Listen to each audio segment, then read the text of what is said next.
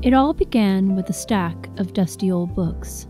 This dust was not the feathery, layered, and spun into fine strands by time genus, nor was it evidence of the books having gone untouched for decades, but rather your garden variety dust, which is a consequence of being located in Louisiana, where the earth is simply unsatisfied with lying about on the ground, and determines instead to explore every nook and cranny in the little house.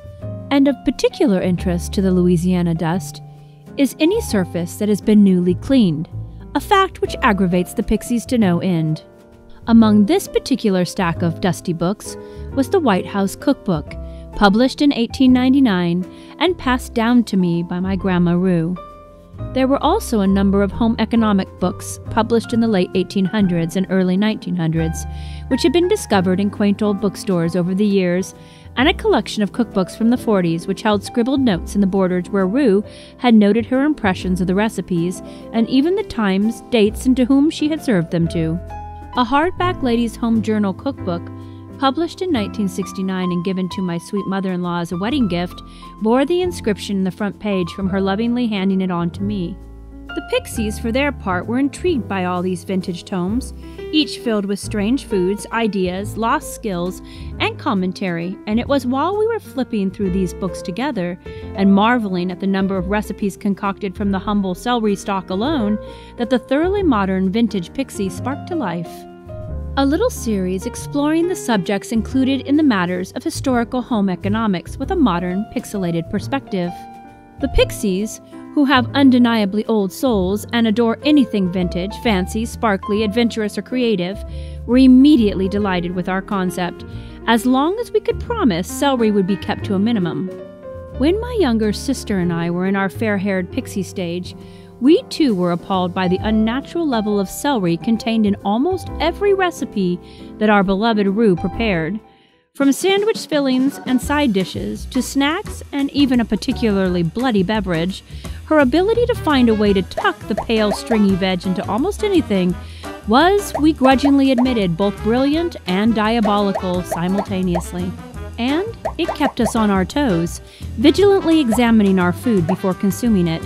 It was our adolescent suspicion that she might be receiving kickbacks from the powerful celery grower syndicate, engaged in creating an endless demand for the otherwise naturally unappealing plant. Ironically, decades later, and much to the Pixies' horror, I find myself adding celery with complete abandon to my own meals, broths, and fresh juices, and without any arm twisting from the celery cartel.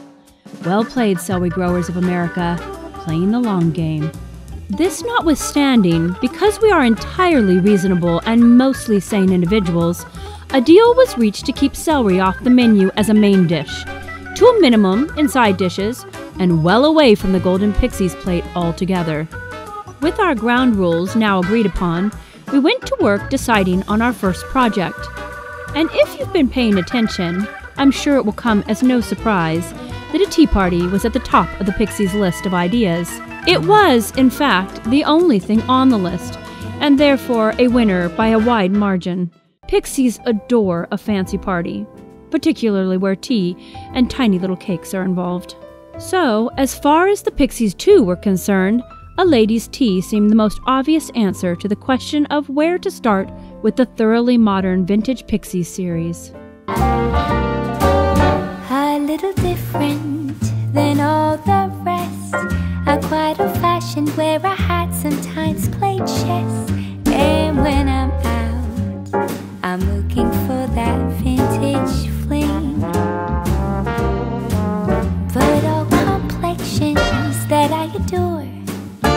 Please hit the subscribe button and the little bell icon to be informed when we release new content. Thank you so much for spending time with us. Vintage love. There is nothing I would not do for those who are really my friends. I have no notion of loving people by halves. It is not my nature. Northanger Abbey, Jane Austen. It isn't what we say or think that defines us, but what we do. Sense and Sensibility, Jane Austen. There is no charm equal to tenderness of heart. Emma, Jane Austen. Because the little house had already been given a good cleaning when we had turned the page of summer and began reading from autumn's script, the Pixies were free to dive into the planning process of their much-anticipated vintage ladies' tea. Right off, we pulled out our antique linen, sorting through them until we found the perfect combination with which to fancify the tea table.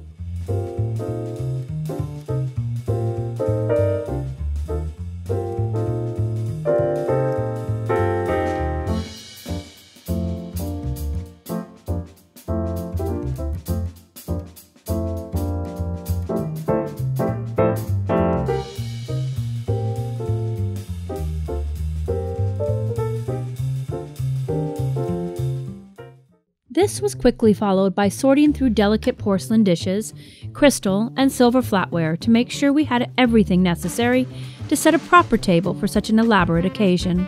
Years of diligently collecting vintage glassware, individual silver cutlery, china, and linens has allowed us to be able to set a table for almost any occasion within reasonable parameters.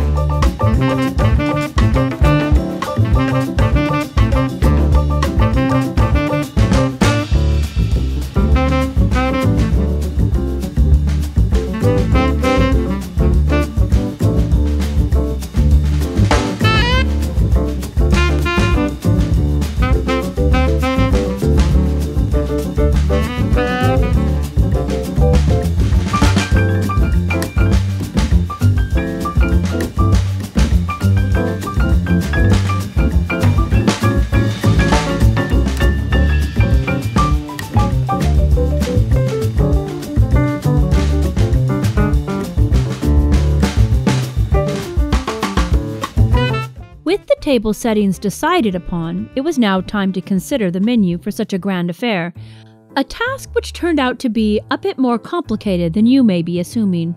And this oversight of yours may be due in part to the fact that not one moment of your time, throughout all of your life, has been spent thinking about aspic.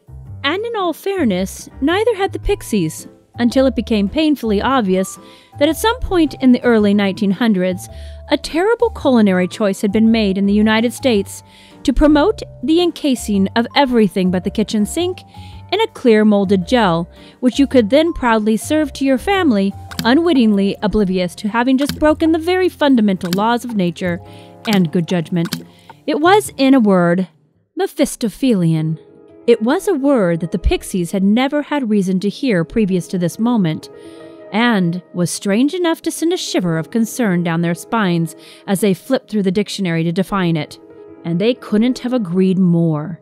Whatever aspic was, it clearly was not to be invited to the Pixies' luncheon/tea. Despite the fact that its popularity spiked in the US in the 1950s, it remains a favorite across Eastern Europe in particular. True aspic was traditionally a display of culinary skill, as it was time-consuming, with its concentrating of a gelatinized broth made from high proportions of cut bones and collagen-containing matter to meat, and is in no way a modern concept with its roots in the 12th century royal courts of Europe. The savory gelatin was used to encase meats in the days before refrigeration, thereby preventing bacterial growth that would be harmful and naturally extending the life of the food. Its popularity in the U.S. began in earnest in the late 1800s, with the Knox Company creating a sparkling granulated gelatin which dissolved easily and offered housewives across the U.S. a less time-intensive and equally fashionable creative way to feature their molded gelatin dishes for their dinner tables. And, as is always the way, shortly after sparkling granulated gelatin hit the market, the idea was built upon by a carpenter from New York named Pearl Waite, who patented the name Jell-O, and rather than simply offering a clear gelatin like Knox, added flavor and colors such as strawberry, lemon, orange, and raspberry. A couple of years later, Waite sold the patent to Orator Woodward, founder of the Genesee Pure Food Company, for $450, or the equivalent of $4,000 in current valuation. A mere 2 years later, and an extensive advertising campaign geared towards women alone, Woodward's sales exceeded today's equivalent of $8 million annually. A tidy investment indeed, and an excellent gamble on Woodward's part. The Pixies, while grudgingly impressed with Woodward's business acumen, were equally horrified at the prospect of encasing meat and vegetable pieces in a jiggling mass of clear gelatin, sparkling or otherwise. An idea they imagined was the unhinged, feverish dreams of an obvious fiend, or so they supposed. I suspected at this point that we had made the first of our firm decisions concerning the luncheon menu, and royal roots and sparkling gelatin notwithstanding, aspic was going to be a resounding no. With one decision down, the only thing that remained to be decided was what would actually be served at the Pixies' thoroughly modern vintage ladies' tea. It turns out that setting the boundaries on what is an acceptable food catapulted the decision process into high gear, and it took very little effort from there to finalize the menu. The Pixies flipped through stacks of well-loved cookbooks, pulling inspiration from their pages and discussing the vast options of flavors for scones and tiny cakes, finger sandwiches and quiches, and most importantly, just how many different sorts of tea could be made to fit comfortably on the buffet. It was the conclusion of the little committee that tea sandwiches consisting of coronation chicken salad, pickled cucumber and watercress, and marmalade and cheese spread on homemade sourdough einkorn bread would be just the thing, along with tiny mushroom tarragon quiches and cheese quiches for the Pixie among us who prefers to keep her food simple. There would be petitfours made of homemade gluten-free devil's food and chocolate buttercream, apple galettes, pumpkin muffins, English scones, and a savory bacon and cheddar scone. It is a fact that the Pixies are determined that no one will starve on their watch.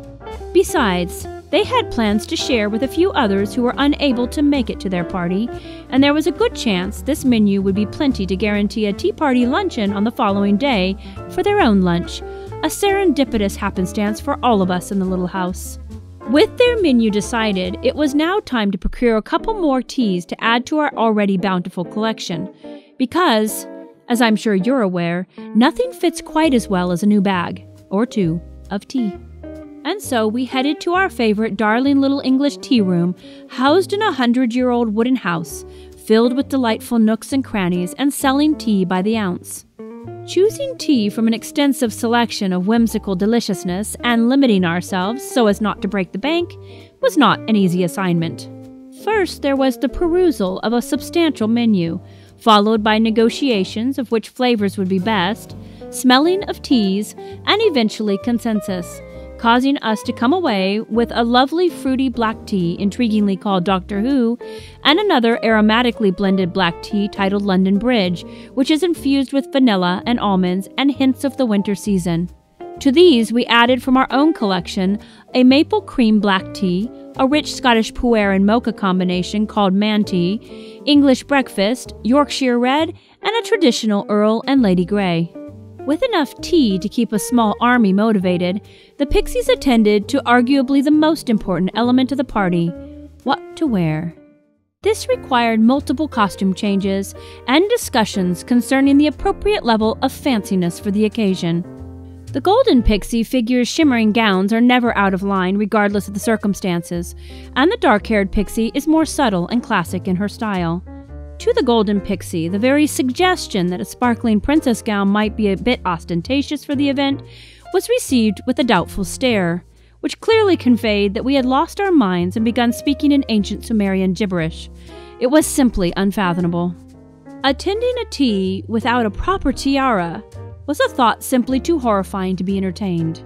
The etiquette book offered us no real support in our position, as it left appropriate attires for a luncheon open to interpretation, and currently all facets were being run through a pixilated filter, with the only possible solution coming back to a shimmering gown, tiara, and the most recent addition, white gloves. In the end, I suspect no matter what is worn, the point is that one feels empowered by both one's appearance and comportment in a social setting. The ability to feel confident in any situation is intrinsically tied to how we perceive ourselves and ultimately how we present ourselves to others. Perhaps, if we dressed up now and then in our finest apparel, put on our favorite scents and our shoes and hats, and strolled into company with our outward appearance reflecting our worth to the extent that it can, we might feel more inclined to be comfortable and confident in any situation we find ourselves in. If even as just a reminder to ourselves that we are worthy of the care we often give away generously to others while forgetting to assign it equally on our own behalf. I suspect the Golden Pixie may be onto something here. In our next video, which will be the follow-up to this one, we'll bring you along as we have a tea party. We do hope you'll join us with your own tea and cakes, and perhaps in a bit of your own finery. Until next time, thank you for watching. We hope you'll take a moment and like the video, comment, and subscribe to our channel, as it all helps us to continue to grow. See you next time. He who heeds the word wisely finds good. Whoever trusts in the Lord, happy is he. Proverbs 16:20.